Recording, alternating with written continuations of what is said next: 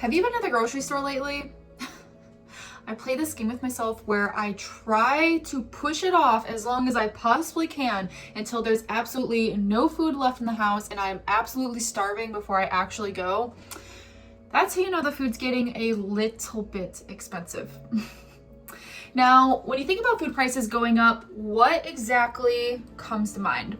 Maybe things like inflation, gas prices, maybe even corporate greed.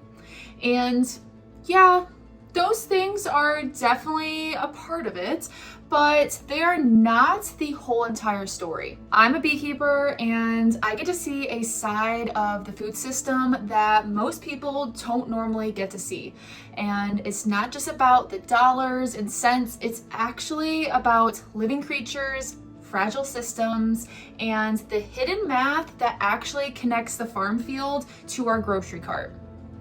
So today I want to take you behind the curtain and show you a different part of the story that nobody is really talking about. And honestly, once you see it, you're never gonna look at your grocery bill the same.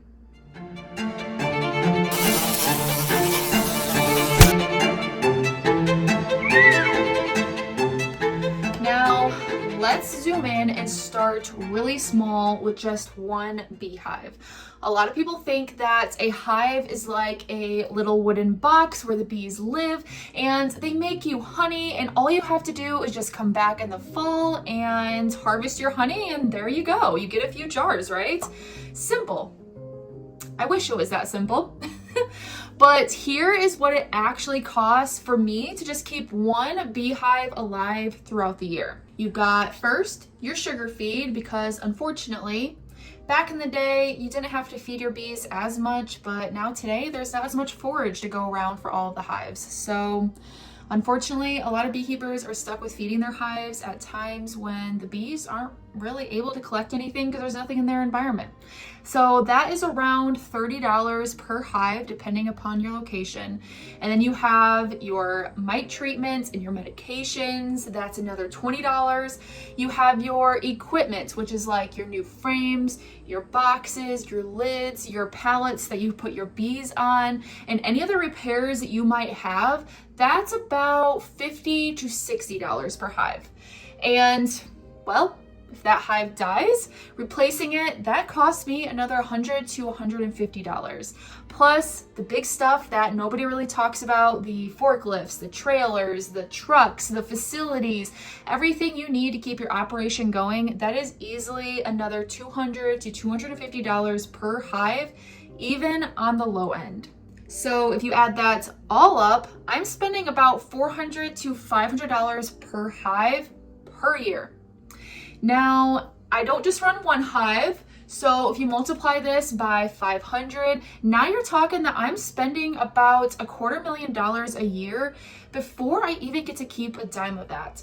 And here's the part that truly gets me, and that is in the United States, every single year, beekeepers lose between 40 and 60% of their hives. So to kind of like put that in perspective for you, just imagine that half the dairy cows in the United States just started dropping dead out of nowhere every single year. Or even the egg prices after all the chickens died. Well, that industry would just collapse after really just a couple of years of that. But in beekeeping, that is just considered normal. We pick ourselves up, we buy more bees, we dump more money into feed and mite treatments, and roll the dice again with the hopes that this time it will be a good year. And all of those hidden costs, the constant cycle of death, replacement, survival, that doesn't just disappear. They get passed down the line. They're baked right into the cost of the food that ends up in your grocery cart. All right, so let's take that single hive and now scale it all the way up and go to the California almonds.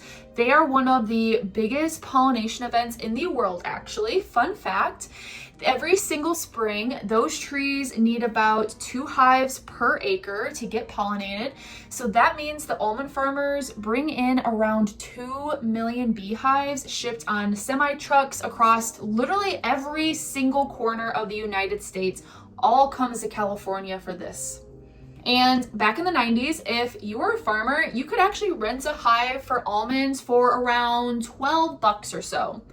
Now today, you're looking at more like $200 per hive.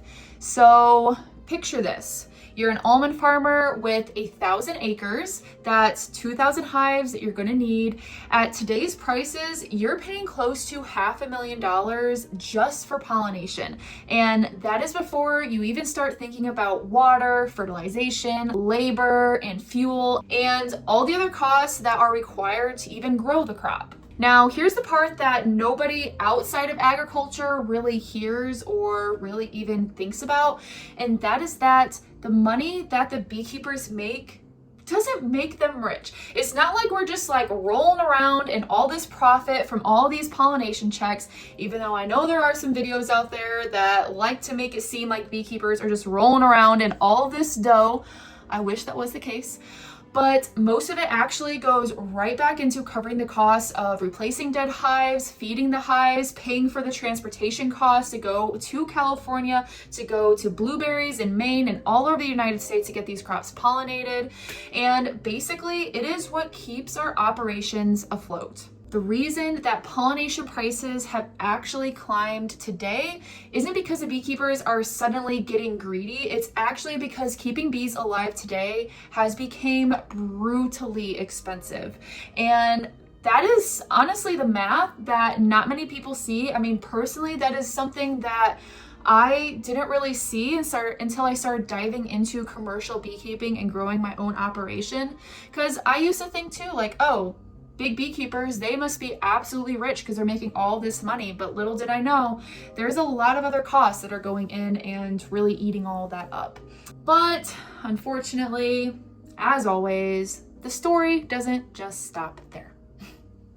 So keeping bees alive isn't just about pouring in sugar feed or buying new boxes. It's also about what those bees are actually bringing back from the fields that they're pollinating.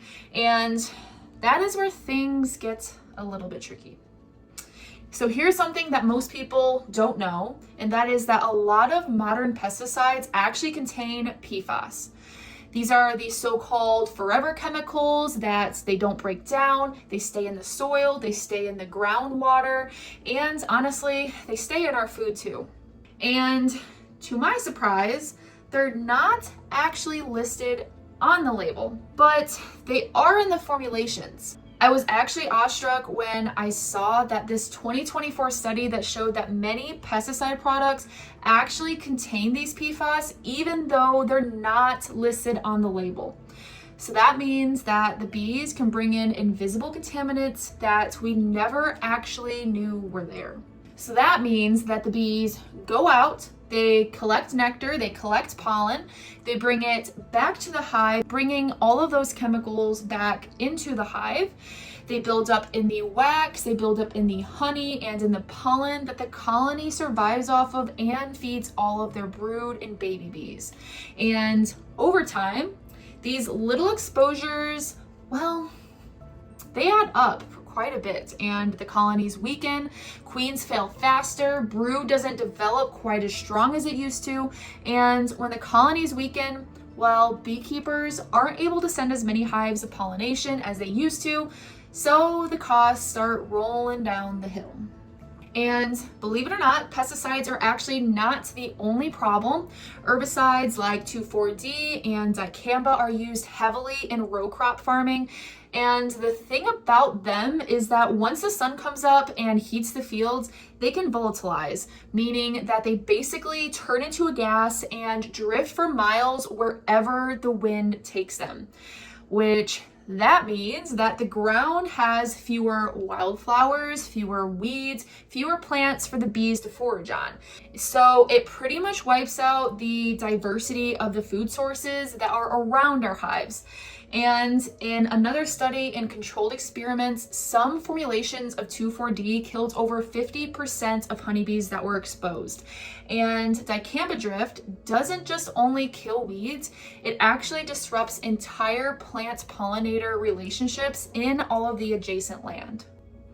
And these are not distant effects whatsoever. These are things that are happening right now. There has been many lawsuits about it, trying to fight the fact that these chemicals are taking out all of our plant diversity. And around many of our hives, forage just starts to disappear. And when floral diversity starts to crash or chemical contaminants build up in the hive, well, it weakens the colony, and colony weakness means more losses mean more cost, more pollination pressure, and eventually higher prices for you and me. Now, let's zoom out and let's think about who is making these chemicals. It's not just thousands of companies, it's actually only a handful of mega corporations. And it's the same few corporations that control most of the seed market. So, fun fact, it is actually illegal for farmers to plant any of the seeds that their plants make. They actually have to go buy new seed every single year and plant that they get from those few corporations. Which, that just means another cost for farmers that definitely makes things a lot more difficult. So farmers and beekeepers, unfortunately, we don't set the prices even though we're the ones making the product. We are actually the price takers, and the corporations with the patents, the control of the food supply, the marketing power, they're the ones that are actually setting the rules. And when things go wrong, when bees die, when forage disappears, when farmers struggle, when they have a short crop one year, those costs don't stay at the top. They actually get pushed down the chain, and by the time that apple or that jar of honey or that bag of almonds hits your cart, the corporations, you can bet that they're still turning a profit. While the beekeeper and the farmer, well, we're just barely scraping by. This is kind of a bold statement to say that the system actually works, because honestly, it is just barely working. Think about what actually happens behind the scenes. Every single year, millions of honeybee colonies get loaded up onto semis and get hauled across the country from Michigan to California to Florida to Maine, all on a tight schedule, all just to make sure that the food shows up on the shelves. And at this point, the bees aren't just pollinators anymore. They've actually become part of America's logistic industry. They are like little truckers with wings, following the crops, keeping the food supply chain moving, you know? But the scary part is that it truly only takes 1 year, one bad year, to throw the entire thing off. A spike in diesel prices makes it too expensive to haul bees. A drought wipes out forage. A new chemical ban changes the tools that we have available to use. Or maybe just another massive round of hive losses. And one of those creates a massive ripple effect. Farmers suddenly can't afford to rent enough bees. Beekeepers can't replace the dead hives fast enough. Crops don't get pollinated at the scale that they need. And at the end of the line, you and me standing in the grocery store looking at our food, we are paying more for the food and getting less, unfortunately. I mean, the system looks smooth from the outside, I will say, because I used to think that everything had its like particular, which it does have its particular place, but like it gives the essence of just everything is going exactly as it needs to go. But many of us grab a bag of apples and we don't even think twice about how it actually got there. But underneath, the whole entire system is incredibly fragile. It's stitched together with trucks, bees, fuel, weather, and human grit. And I see the fragility of that every single day when I walk through my bee yards that most people aren't able to see. And that is what makes this such a hidden story and why I wanted to share it with you. So I do just want to kind of like debunk a little bit of a myth that has gone around for a while. You've probably heard that honeybees are going extinct. Now, I will not deny that native pollinators are decreasing rapidly every single year. That is a lot because of the decrease in forage and native habitats for these wild pollinators. But as for honeybees, that's actually one of the biggest misconceptions out there. The honeybees themselves aren't going to go extinct. We can always raise more queens, make more splits, rebuild some hives. That's pretty much exactly what all of us beekeepers do every year. But what we're really losing is beekeepers. So I was actually super surprised when I saw that we used to actually have 200,000 beekeepers in the United States back in 1985. But in the US today, that number has dropped to less than half. And the kicker is that most of the hives that you see out there are now managed by just a shrinking hand of large-scale commercial beekeepers. The small and mid-sized beekeepers are the ones who used to really kind of keep the whole system resilient, but those are the ones that are disappearing, especially after the huge losses that the industry took this year, seeing about 60% losses across the entire industry, which is astronomical. But after that, I've seen many older beekeepers that I know, people who had really been in it for decades, just finally decide to throw in the towel.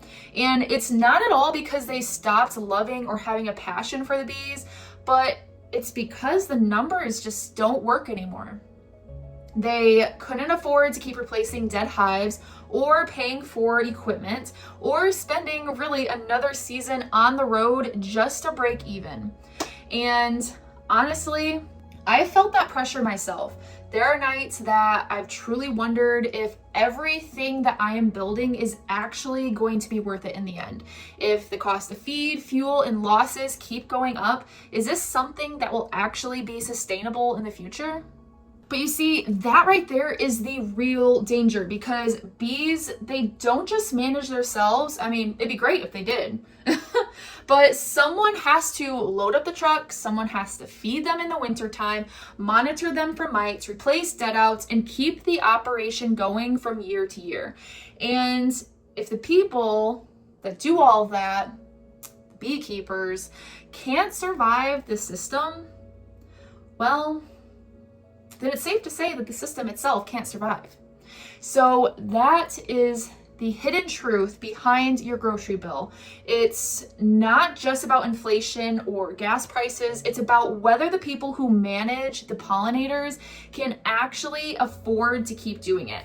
Because, I mean, without us, the whole chain kind of starts to fall apart. So the next time that you notice your grocery bill going up, don't just shrug and blame inflation or gas prices. That is really easy to do, especially with our news and media today. They love to put a thought in your mind. There is a whole hidden story going on behind the scenes, behind those numbers that you're seeing. It's the cost of keeping pollinators alive, the chemicals that make their work harder, and the corporate systems that decide who profits and who struggles. But I didn't want this to be like a doomsday story type of video. I wanted this to be like a reality check that honestly is an invitation, because the more that we understand about what's actually happening behind the scenes of everything, the more power that we have to make a difference. We can support farmers, beekeepers, and the local producers who are actually keeping the food system going. So, as always, I have a question for you that I would love to hear your answer to, and that is, when you think about the food prices going up, what is the hidden reason that surprises you the most? Drop it in the comments. I want to hear your thoughts. Let's have a real conversation that goes deeper than headlines, one that is about the future of our food and the people that make it.